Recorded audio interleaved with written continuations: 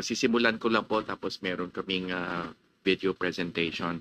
But it is indeed an honor to be here again in this most sacred of constitutional processes.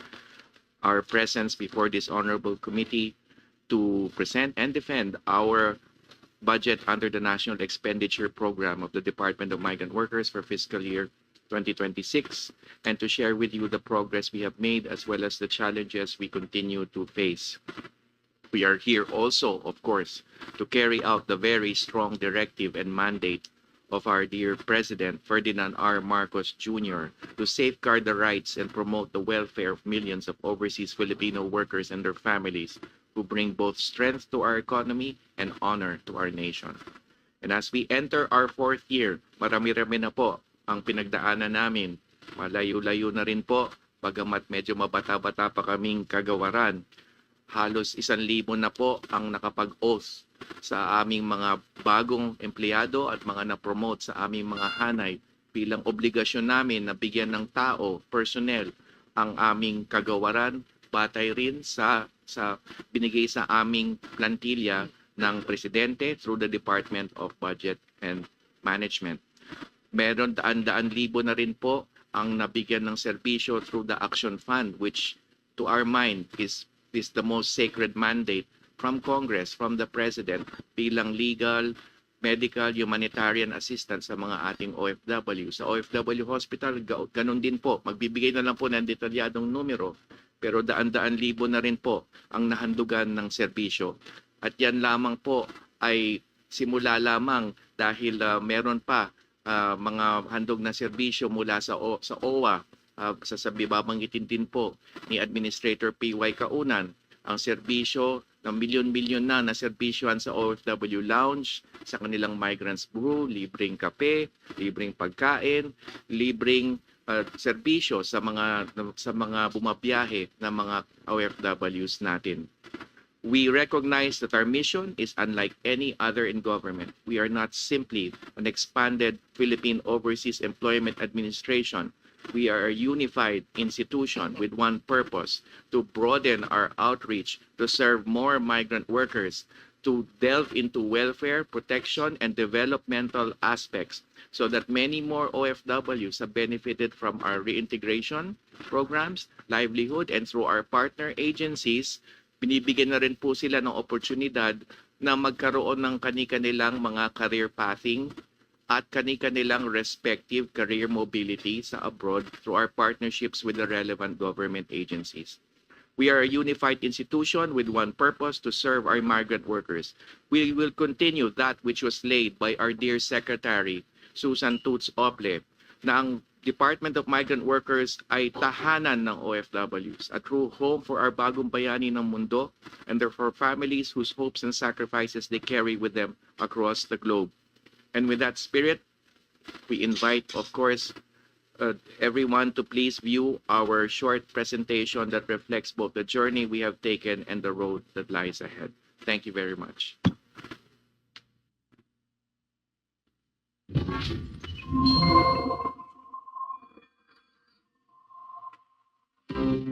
Sa bagong Pilipinas, ang proteksyon at kapakanan ng ating mga OFWs ang prioridad. Alinsunod sa tagubilin ng ating Pangulong Ferdinand R. Marcos Jr., patuloy ang Department of Migrant Workers na alagaan ang ating mga bagong bayani at kanilang mga pamilya. Sakripisyo, pamilya, tagumpay, yan ang kwento ng bawat OFW. Katulad ni Jeneline Herbias, isang licensed teacher na napilitang magtrabaho sa Hong Kong bilang domestic worker, walang katulad ang kasiyahan na magbalik sa bansa kasama ang pamilya at tuparin ang kanyang nauulat na pangarap, ang maging guro at tumulong sa kanyang komunidad sa tulong at suporta ng Department of Migrant Workers. Pinagdala ko dito kasi may message din ako rin sa DFW na baka magpapa-early yung grade ko. Yes, hindi na yung tayo. While working 24, hindi na ako, while ka na pumasok ay next school year. So pinalag talaga ako, napakaswerte.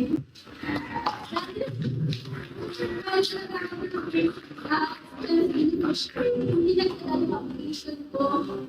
Pag-uwi dito ng April, by July,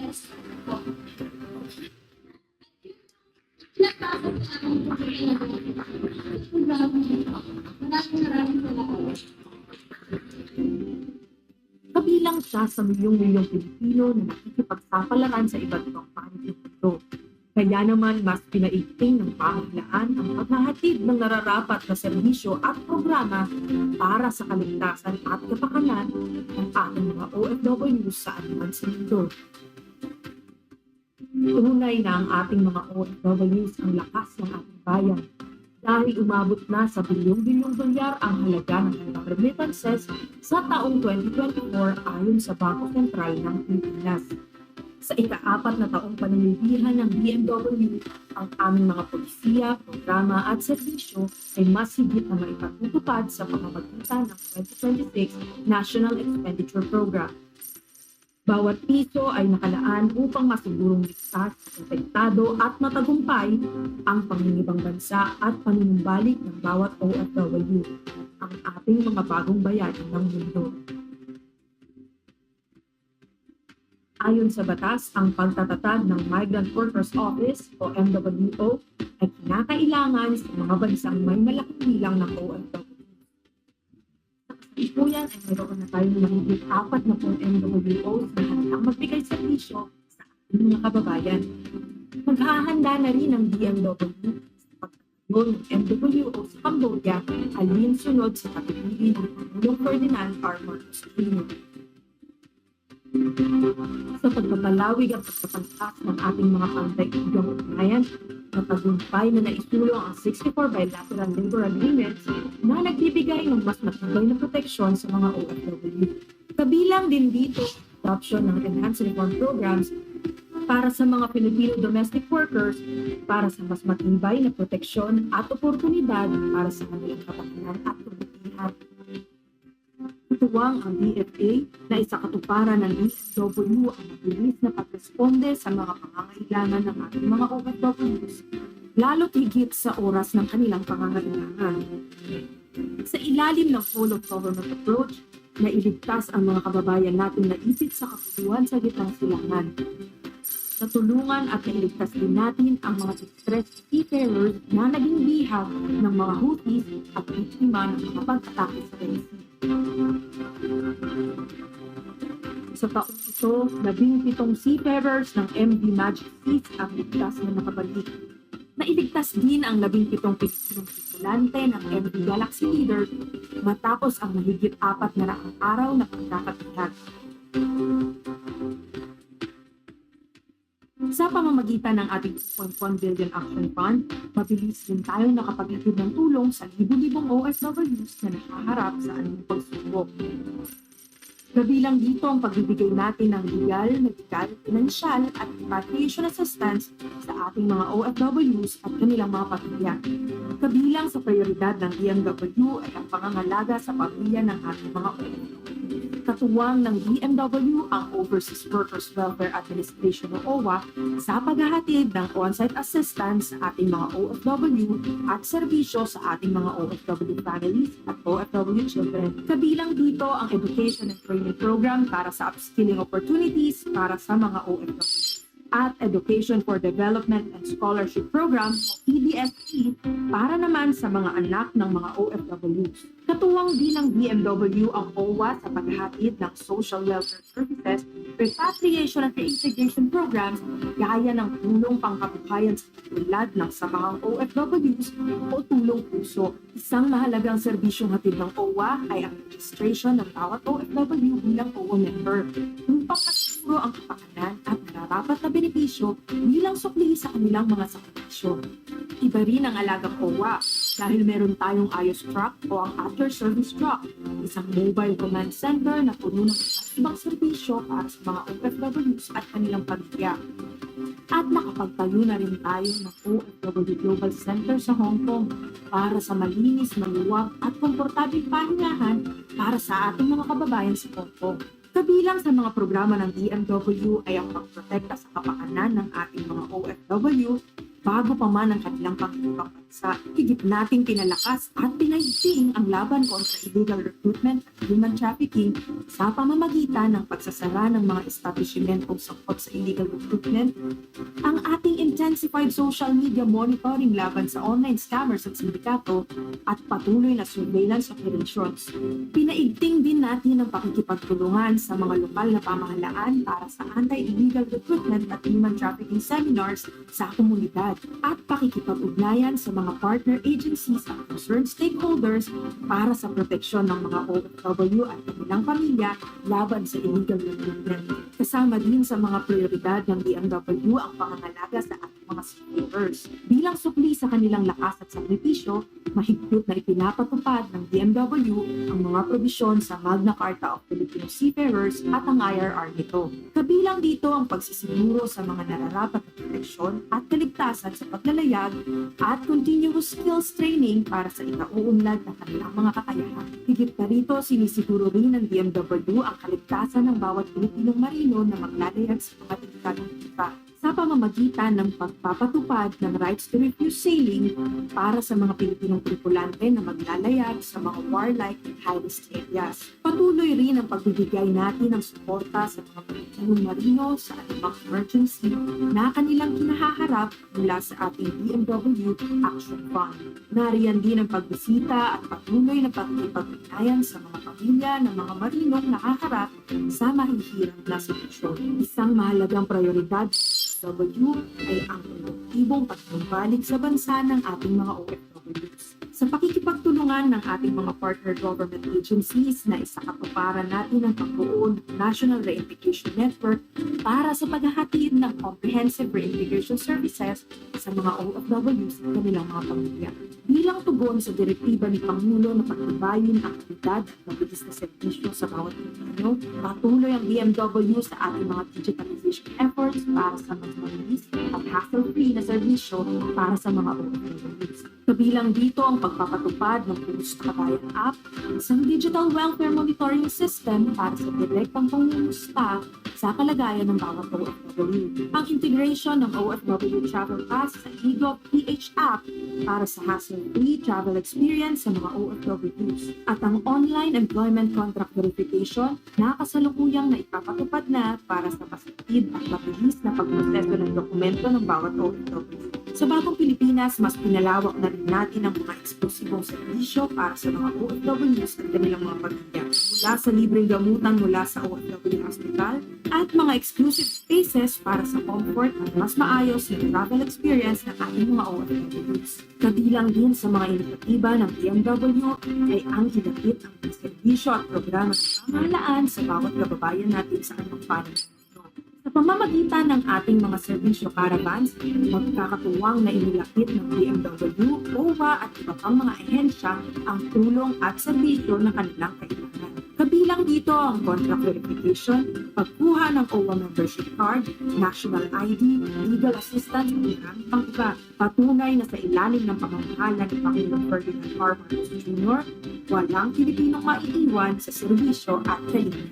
Marami na tayong napagtagumpayan sa mga nakaraang taon at madami pa tayong magagawa upang iangat ang hintas ng buhay ng bawat OFW at kanilang mga pamilya bilang supli sa kanilang sakripisyo para sa ating bansa. Sa bagong Pilipinas, patuloy ang malinis at tapat na serbisyo para sa ating mga kababayan.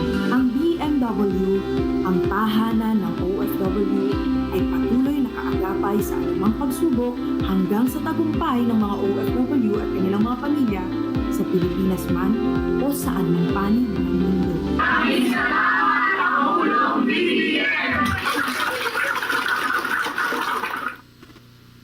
Honorable members of the committee, dear congressmen and women, thank you also to our dear secretary. Good morning, everyone.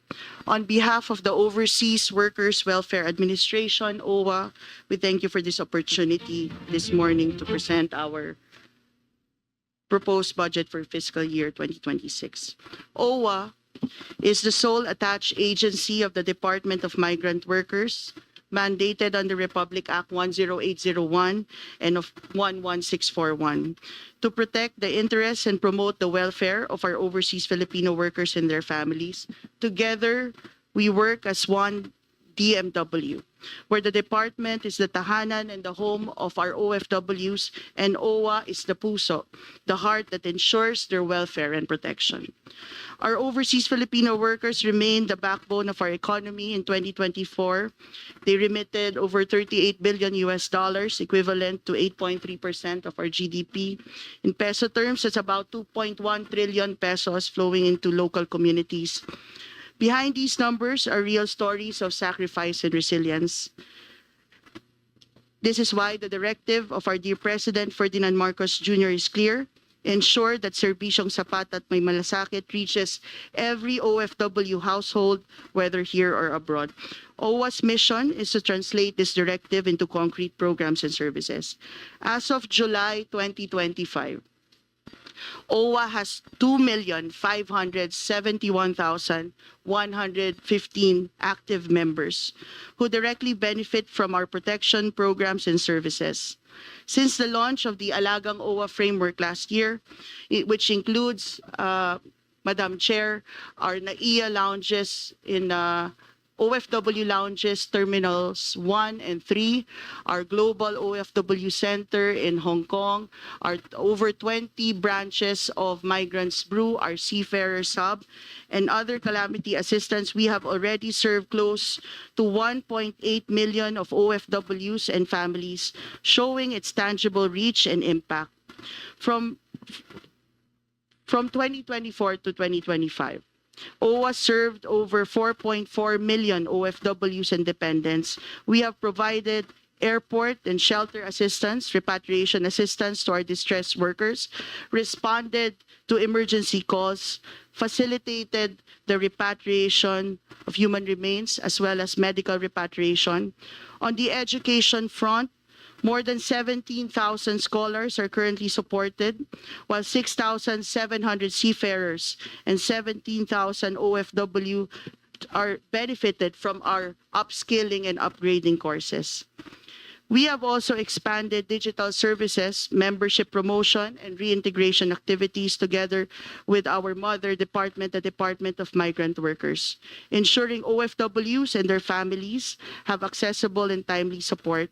These accomplishments show that despite resource constraints, OWA, together with the Department of Migrant Workers, continue to deliver for our OFWs. We stand here today to seek the support of the committee as we expand our services when it comes to emergency repatriation, given the current situation all over the world. Our dear Secretary just came back from Qatar, where he was able to meet with not only the counterpart but also the community. And we know what just happened in Qatar and our ongoing concerns as well for our OFWs in parts of the Middle East, including Israel. We also seek guidance and support and augmentation in 4 urgent areas. These are the Seafarer Welfare Centers, a mandate under the Magna Carta for seafarers, providing comprehensive services in major ports. As stated in the Magna Carta, there are 9 cited provinces that OWA has been mandated to establish the one-stop shop and facilities, including training and upskilling facilities for our seafarers. We also seek support for the expansion of the Alagang OWA program as we seek to establish more lounges for our OFWs. Dear members of the House of Committee on Appropriation, the OFW lounge in Terminal Lounge 1 and 3, they are the first lounge, I would say business class level lounge for migrant workers in the entire world. This shows to the world how we treat our OFWs, with the hope that when they get to reach these host countries, they would treat them with respect and dignity. Madam Chair, we also seek support when it comes to providing and, of course, adopting a whole-of-government approach together with the Department of Migrant Workers, PhilHealth, the Department of Health, and the DSWD, to give access to our OFWs to Gamot and Yakap centers. I was appointed as OWA administrator just last May. And based on our review of our programs, we really would need additional support when it comes to giving medical assistance and access to medicine and medical assistance for our OFWs and their families. With that, Madam Chair, honorable members, we'd like to show the accomplishment of OWA for the last year. Thank you, please.